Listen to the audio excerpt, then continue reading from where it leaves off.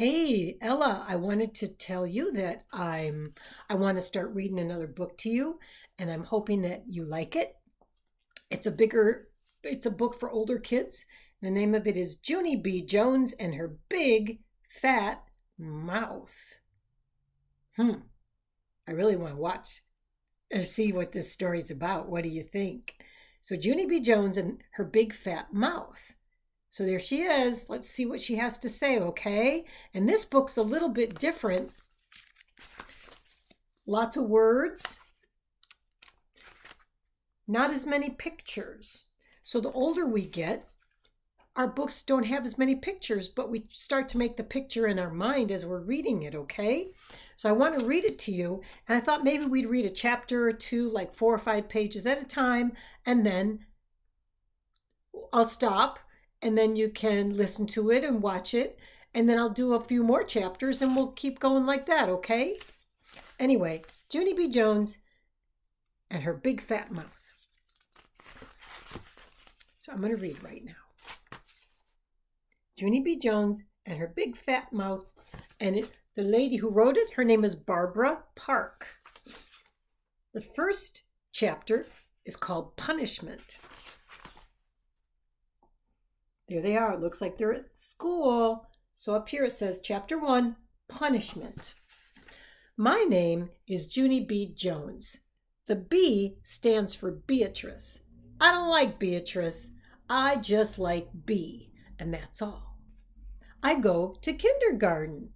My room is named Room 9.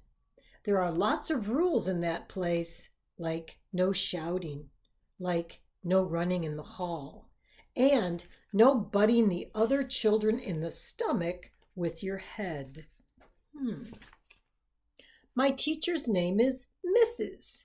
She has another name too, but I just like the Mrs., and that's all. Last week, Mrs. clapped her hands loud together and she made announcement to us. Announcement is the school word for telling us something very important. Boys and girls, may I please have your attention?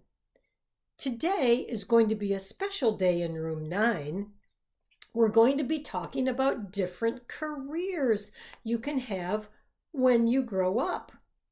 Yeah, only guess what I said? I never even heard of that dumb word careers before, and so I won't know what the heck we're talking about.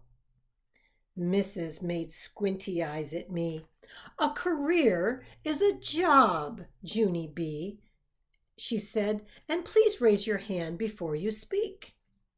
Then Mrs. talked some more about careers, and she said Monday was going to be called Job Day, and everybody in Room 9 would come to school dressed up like what kind of job they wanted to be. After that, Room 9 was very excited, except for me, because I had a big problem, that's why. Yeah, only guess what? I don't know what I want to be when I grow up, so that means I can't come to school on Monday. And now I'll probably flunk kindergarten. Hooray, said a mean boy named Jim. I made a fist at him. How'd you like a knuckle sandwich, you big fat Jim? I shouted right back. Mrs. came over to my table. She bended down next to me. Please, Junie B., you must simply try to control yourself better in class. We've talked about this before, remember? Yes, I said nicely, only I hate that dumb guy. Just then my bestest friend Lucille, who sits next to me, stood up and fluffed her fluffy dress. That must be Lucille right there. And that must be Junie. And that must be Mrs. So Lucille, Junie, Mrs. I always control myself, don't I, teacher? She said. That's because my mama taught me to act like a little lady. And so Junie B. Jones should act more like me. I made a growly face at her. I do act like a little lady, you dumb bunny, Lucille. And don't say that again, or I'll knock you on your can. Mrs. did a frown at me. Just kidding, I said real quick. except for Mrs. kept frowning, and then she gave me punishment. Punishment is the school word for sitting at a big table all by yourself. And everybody keeps staring at you, and it makes you feel like P.U. That's how come I put my head down on the table and I covered it up with my arms. 'Cause punishment takes the friendly right out of you. And so at recess, I didn't speak to Lucille, and I didn't speak to my other bestest friend named Grace either. I just sat down on the grass all by myself, and I watched Janitor paint the litter cans. That's like garbage cans. And I played with a stick and an ant, and that's all. I hate room 9, I said grumpily. Except for just then I saw something wonderful in the grass, and its name was 2 Cherry Lifesavers. 2 Cherry Lifesavers? Hey, I love those guys. Then I quick picked one up, and I blowed off the germs, and I put it right in my mouth. Wait, don't do that, shouted a loud voice at me. Spit that out right now.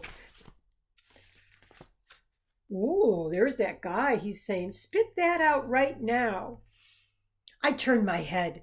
It was Janitor. He was running at me speedy quick. His jingly keys were jangling all over the place. Spit that out, I said. He yelled again.